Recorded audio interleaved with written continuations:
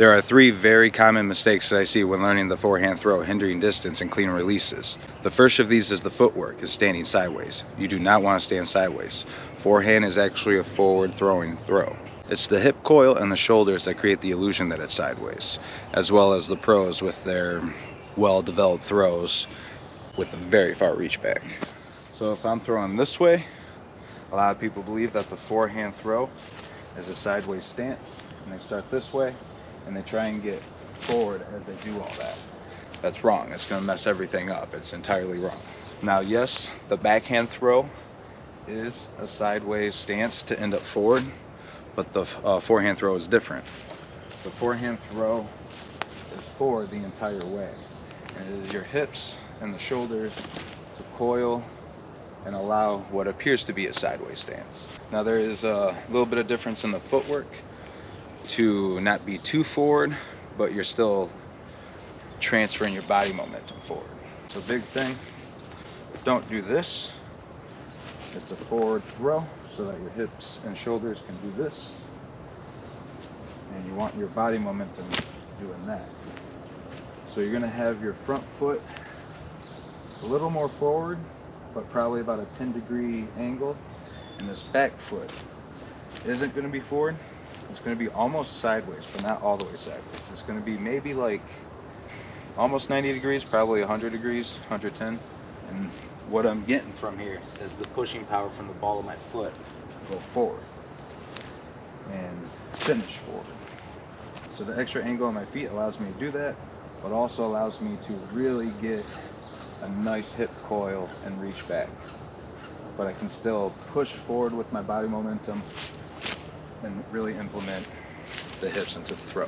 How this is done though too, a lot of people starting out, when they try and learn the sideways stance and they try and learn to transition to the forward momentum, a lot of people think that the weight comes back on the heels. It does not even during the reach back. And what happens when you do that is you're going to end up chopping the throw and finalizing on your heels, causing wobble issues, nose up, hyzer releases. Believe it or not, you never want to be on your heels. Even if it looks like some of the pros are on their heels, they're actually putting their pressure here on the balls of their foot and their toes. They're trying to keep their body momentum forward. It's hard to do if you bring back on your heels, because then you got to kind of roll your body forward and then do it, and that's not what you want to do. What I do is that stance I told you, my momentum and balance is always over my toes and forward. I never come back on the heels, and I just push into that forward momentum, and I'm able to follow through with it. The next mistake I want to talk about is improper use of the elbow lever. It is told that you want to bring the elbow in, which is true with correct mechanics, but a lot of people starting out think that they need to bring it in, and they tuck it in and lock it in, and it ends up rounding around instead of being a nice forehand out throw. So the big thing here is don't actively try and bring your elbow in and lock it and bring it with the hips. That's not what you want to do. The elbow lever comes in naturally with good mechanics, so you don't really want to apply that too much. You just want to make sure you're not swinging out with a full extension. You want to make sure it's just a nice, clean out forward release. Maybe it'll look better if I show you from the back. So you'll see a lot of people bring that elbow lever in, it locks into position, and they round it. When it should be happening naturally, and you should be actually swinging out with it. So it happens naturally and swings out. And then the final mistake is the grip and actual wrist engagement. Wrist engagement is really what I'm talking about.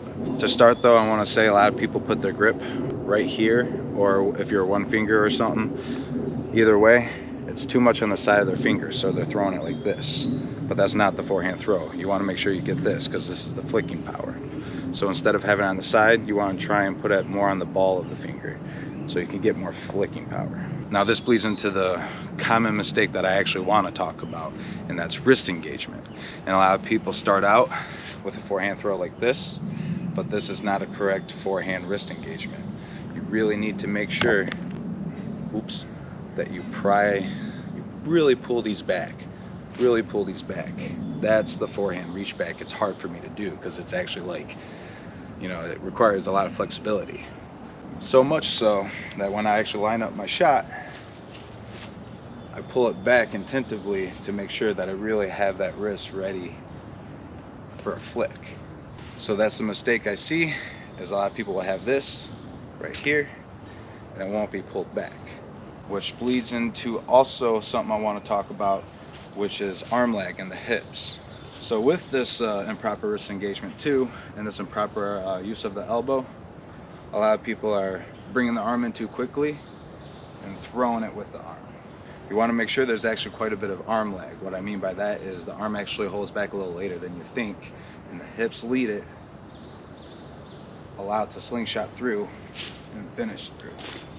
So the big thing I see, not enough wrist, the elbow comes in too much, the arm's too quick and too choppy, and it's not the hips that lead with the arm and the wrist still loaded back too. That's the other thing too. You don't want the wrist to unload too soon. That's what a lot of people do, is they have it pulled back and then they'll unload it when they start coming through. But you actually want to keep it loaded all the way to the hip pocket. That's when you unload it. So real quickly, here's what I see usually. And this is what we're looking for with the hip lead and the wrist back.